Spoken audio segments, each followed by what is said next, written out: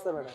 విజయ్ గారికి సిబిఐ నోటీసులు ఇచ్చింది. మొన్న ఆయన పార్టీ పరంగా వచ్చిన తొక్కిసలాట్లో చాలా మంది చనిపోయిన పరిస్థితులు. మరి దీని తర్వాత ఏం జరగబోతుంది అంటారు? అంటే ఖచ్చితంగా ఇన్సిడెంట్ బ్యాడ్ ఇన్సిడెంట్. మనం ఆ రోజు మాట్లాడినప్పుడు కూడా చెప్పాను.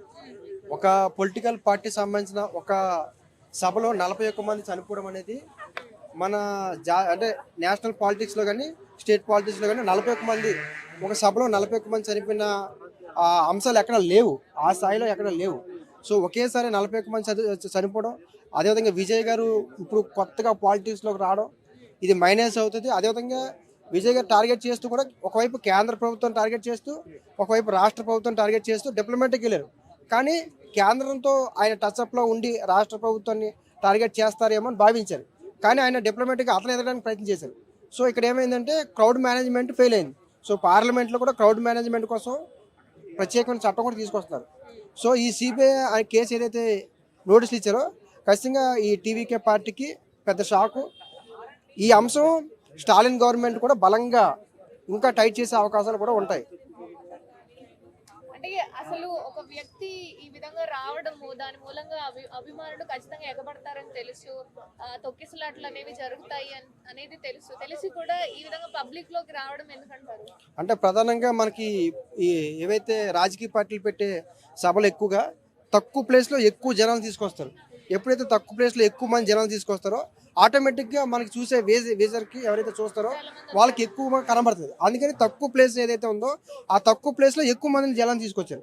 సో అప్పుడు కూడా కొంతమంది చెప్పారంట ఇక్కడ ఈ ప్లేస్ మనకు సరిపోదు, ఈ పార్టీ వాళ్ళు చెప్పారు, కానీ ఆయన పట్టించుకోలేదు. సో క్రౌడ్ మేనేజ్మెంట్ ఫెయిల్ అవ్వడం, 41 మంది చనిపోవడం. సో రెండు అంశాలు మైనస్.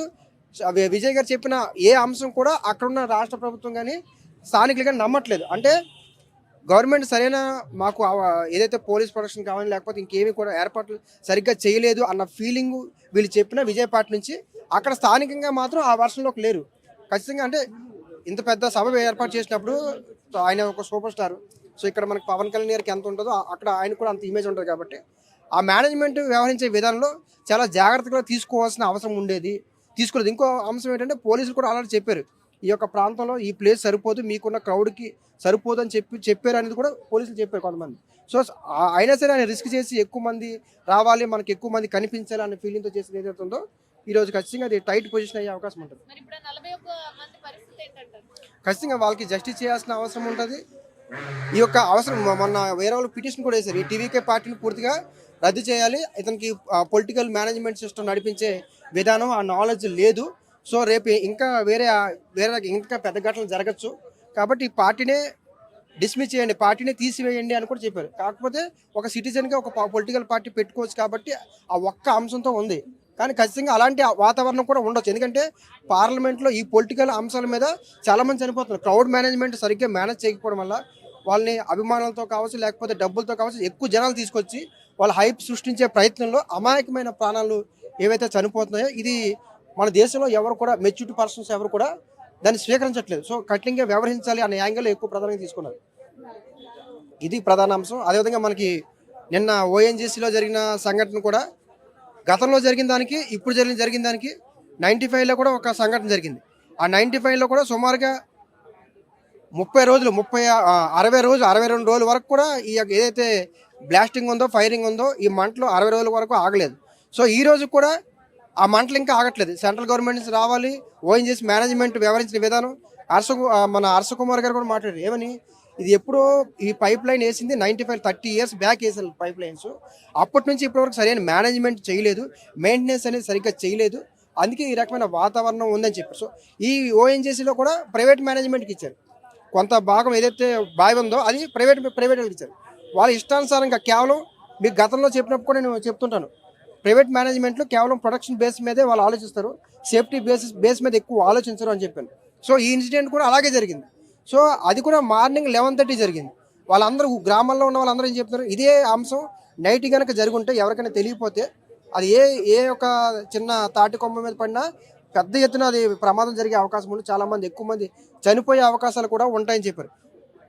ఎంత సుమారుగా 30 కిలోమీటర్ల డిస్టెన్స్ వరకు కూడా 50 degrees వస్తుందంట. అంటే 1/2 kilometer వరకు 50 degrees అది రేడియేషన్ రావడం అనేది అంత చిన్న విషయం కాదు. అంటే ఆ రకమైన వేడి వాతావరణం అక్కడ ఉంది. 500 కొబ్బరి చెట్లు కాలిపోయాయి. మొన్న పవన్ కళ్యాణ్ గారు వెళ్ళినప్పుడు కూడా ఈ అంశం టచ్ చేశారు. ఏమని, సార్ ఇక్కడ తాటిమట్టలు ఇవన్నీ కొబ్బరి చెట్లన్నీ కూడా మాడిపోతున్నాయి, ఓఎన్జీసీ గ్యాస్ లీక్ అవుతుందేమో అని మా అనుమానం అని అంటే, నేను ఎంక్వైరీ చేస్తాను, ఇది వాళ్ళ దిష్టి వల్ల పోయింది, ఆ ఓఎన్జీకి గ్యాస్ లీక్ అని మనం ఉత్తిగా అంటే మళ్ళీ రేపొద్దున ఇబ్బందులు కూడా వచ్చే అవకాశం ఉంటుందని పవన్ కళ్యాణ్ గారు చెప్పారు. సో ఇప్పుడు మనకు క్లియర్గా అర్థమవుతుంది ఏంటంటే ఓఎన్జీ గ్యాస్ లీక్ అవుతుంది, అది ఎప్పటి నుంచో ఉంది, ఇప్పుడు అది బాగా ఇదైంది. సో ఈ ప్రైవేట్ మేనేజ్మెంట్కి ఎవరికైతే ఇచ్చారో వాళ్ళు ఇష్టానుసారంగా ఎంతైతే డెప్త్ వెళ్ళాలో దానికి మించి వెళ్ళారు. సో అది మించి వెళ్ళడం కూడా ఒక మైనస్ పాయింట్. సో ఇక్కడ ప్రైవేట్ మేనేజ్మెంట్కి ఇచ్చినా సరే వీళ్ళ పర్యవేక్షణ ఉండాల్సిన అవసరం ఉంటుంది. సెంట్రల్ గవర్నమెంట్ కానీ స్టేట్ గవర్నమెంట్ కానీ వాళ్ళు ఏం చేస్తారు అని కూడా ఒక పర్యవేక్షించాలి. అక్కడ వాళ్ళు పూర్తిగా వాళ్ళకి వదిలేయడం వల్ల ఇలాంటి సమస్య ఏర్పడింది. అచ్చాపురం ఇండస్ట్రీ ఏరియాలో ఎస్విఎస్ ఫార్మా ఇండస్ట్రీ జరిగింది. ఈ ఎస్విఎస్ ఫార్మా ఇండస్ట్రీలో జరిగిన అంశం కూడా సేమ్ ఇన్సిడెంట్. చుట్టుపక్కల సుమారుగా 7 గ్రామాలు ఉన్నాయి. ఈ అచ్చాపురం ఎస్ఈజెడ్లో 7 గ్రామాలు ఉన్నాయి. ఈ 7 గ్రామాల దగ్గర జరిగిన ఇన్సిడెంట్ కూడా మనం క్వశ్చన్ చేసాం, అడిగాం. ఇప్పుడు ఈ రోజు జనసేన పార్టీ ఎమ్మెల్యే వెళ్తే కూడా ఆ మేనేజ్మెంట్ వినట్లేదు. నేను గతంలో కూడా చెప్పాను, ఒక ఎమ్మెల్యే చెప్పినా సరే ప్రైవేట్ మేనేజ్మెంట్లు వినే స్థితిలో లేవు అని చెప్పాను. పార్టీ పరంగా తర్వాత సంగతి. సో వీళ్ళు ఇచ్చే సేఫ్టిఫికేషన్స్ కానీ లేకపోతే వీళ్ళు చెప్తున్న అభిప్రాయాన్ని కానీ ఏ రకమైన గౌరవం కూడా ఇవ్వట్లేదు అక్కడ. ఇప్పుడు ఈరోజు జనసేన ఎలమంచిలి ఎమ్మెల్యేకి కూడా ఎస్విఎస్ ఫార్మా ఆ కంపెనీకి కూడా జరుగుతున్న ప్రధానమైన గొడవ ఇదే. సో ఒక ఎమ్మెల్యేగా అతనికి రైట్స్ ఉంటాయి. సో ఆ చుట్టుపక్కల గ్రామాల్లో ఆ నియోజకవర్గంలో ఒక పరిశ్రమ ఉంది కాబట్టి అతనికి అడిగే రైట్స్ ఉంటాయి, క్వశ్చన్ చేసే రైట్స్ ఉంటాయి. మేనేజ్మెంట్ సరిగ్గా వ్యవహరించలేనప్పుడు నిర్లక్ష్యంగా వ్యవహరించిందని చెప్పి ఈ ఎమ్మెల్యే భావించినా ఖచ్చితంగా యాక్షన్ తీసుకునే రైట్స్ అన్నీ ఉంటాయి. అవన్నీ వదిలేసి ఎమ్మెల్యే చెప్పినా సరే వినలేని పరిస్థితి. ఎస్విఎస్ ఫార్మా కంపెనీ ఇన్సిడెంట్ అది కూడా చాలా బీభత్సమైంది మొన్నే.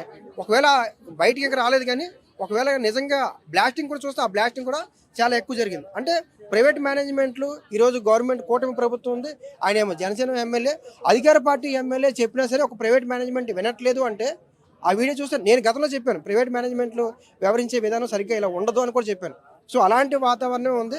సో ఎస్విఎస్ మేనేజ్మెంట్ మీద ఖచ్చితంగా పూర్తిగా గవర్నమెంట్ చర్యలు తీసుకోవాలి. ఈ అచ్చాపురం ఎస్ఈజెడ్లో ఏదైతే ఇన్సిడెంట్లు జరుగుతున్నాయో తరచూ జరుగుతాయి. మొన్న అంతకుముందు ఎల్జీ పాలిమర్ కంపెనీ మీద జరిగిన ఇన్సిడెంట్ మీద కూడా మేము మాట్లాడడం జరిగింది. సో అక్కడ కూడా ఇలాంటి పరిస్థితి, ఈరోజు హైదరాబాద్లో అలాంటి పరిస్థితి ఉంది. సో ఇండస్ట్రీలు అంతా కూడా రింగ్ రోడ్ అవతల పెట్టాలని అడుగుతున్నారు. ఎందుకు అడుగుతున్నారు? రేపు ఇలాంటి పరిస్థితులు ఎక్కడైనా వస్తే హైదరాబాద్ జనాభా పెరుగుతుంది, ఏదైనా జరగకుండా సంఘటన జరిగితే ప్రాణ నష్టం పెరిగే అవకాశం ఉంటుందని చెప్పారు. సో ఎల్జీ పాలిమర్ సంఘటన విశాఖపట్నంలో జరిగినప్పుడు కూడా విశాఖ అవుట్కట్స్లో మన విజయనగరం అవతల పెట్టాలి కంపెనీ అని చెప్పారు. ఈరోజు ఎస్విఎస్ ఇండస్ట్రీ అలాగే జరుగుతుంది. అయినా సరే మన వాళ్ళు సరిగ్గా ట్రీట్ చేయకపోవడం వల్ల రేపు ప్రాణ నష్టం పెరిగే అవకాశాలు కూడా ఉంటాయి. సో ఈ గవర్నమెంటే ప్రైవేట్ ఇండస్ట్రీని ఆ రింగ్ రోడ్ అవతల పెట్టాలని అంటారని కాదు. గతంలో బీఆర్ఎస్ పార్టీ ఉన్నప్పుడు కూడా ఈ యొక్క ప్రైవేట్ ఇండస్ట్రీని అవుట్కట్స్ పంపించాలి, రింగ్ రోడ్ అవతలే ఉండాలని చెప్పి ప్రతిపాదించారు. సో ఈ రోజు రేవంత్ రెడ్డి గారు తీసుకున్న నిర్ణయం కాదు. కావాలంటే మీరు జీవోస్ లేబర్ డిపార్ట్మెంట్లు అన్నీ ఉన్నాయి. సో ఇక్కడ పొల్యూషన్ నాన్ పొల్యూషన్ అంశం తీసుకొస్తాం. అంటే ఏవైతే పొల్యూషన్ ఉన్నాయో అవి బయటికి పంపించాను, నాన్ పొల్యూషన్ ఇక్కడ లోపల తీసుకొచ్చు అని చెప్పారు. సో నాన్ పొల్యూషన్ కంపెనీలు కూడా ఏదైనా బ్లాస్టింగ్ జరగచ్చు. సో హైదరాబాద్ గతంలో లేదు, ఈ సనత్నగర్ ఇండస్ట్రీ ఏరియా ఉంది. ఒకప్పుడు సనత్నగర్ ఏరియా ఎలా ఉండేది, ఇప్పుడు అంతా కూడా చుట్టూ అన్ని హౌసెస్ వచ్చేసాయి, బాలనగర్ హౌసెస్ వచ్చేసాయి, పటన్చేరు హౌసెస్ వచ్చేసాయి. సో ఇలాంటి హైదరాబాదు నివాసాల పక్కనే ఇండస్ట్రీస్ ఉండడం వల్ల ఏదైనా జరగకూడని, అంటే ప్రపంచ దేశాలతో పోలిస్తే మన దేశంలో మన తెలుగు రాష్ట్రాల్లో ఎక్కువగా సేఫ్టీ ప్రికాషన్స్ తక్కువ తీసుకుంటారు. ఇతర దేశాల్లో చాలా చిన్న అంశాన్ని కూడా ఎక్కువ సేఫ్టీ ప్రికాషన్స్ తీసుకుంటారు. అలా జరగకుండా సంఘటన ఏదైనా జరిగితే ఖచ్చితంగా ప్రాణ నష్టం పెరిగే అవకాశం ఉంటుంది. ఇప్పుడు ఈ ఓఎన్జీసీ విషయంలో ఎక్కువ ప్రమాదం జరిగింది అనుకో, ఈ అంశం దేశవ్యాప్తంగా, అంటే ఈ యొక్క ఆంధ్ర రాష్ట్రంలో సేఫ్టీ ప్రికాషన్స్ సరిగ్గా తీసుకోకపోవడం వల్ల ఎంతమంది చనిపోయారంటే మన పొలిటికల్ సిస్టమ్ మీద కానీ మన పరిపాలన మీద కానీ ఇతర రాష్ట్రాలు కానీ నేషనల్ వైజ్ కానీ ఒక బ్యాడ్ నేమ్ వచ్చే అవకాశం ఉంటుంది. సో ఇలాంటి అంశాల మీద కఠినంగా గవర్నమెంట్ వ్యవహరించాల్సిన అవసరం ఉంటుంది. విశాఖపట్నం ఇండస్ట్రీలు అన్నీ కూడా పూర్తిగా విజయనగరం అవతల, అంటే విశాఖపట్నం సిటీకి అవుట్కట్స్ పెట్టాలని డిమాండ్ ఉంది. ఆ డిమాండ్ ఖచ్చితంగా నెరవేర్చాలి. నేను రేపు కూడా పేపర్ స్టేట్మెంట్ ఆర్టికల్ కూడా రేపిస్తాను.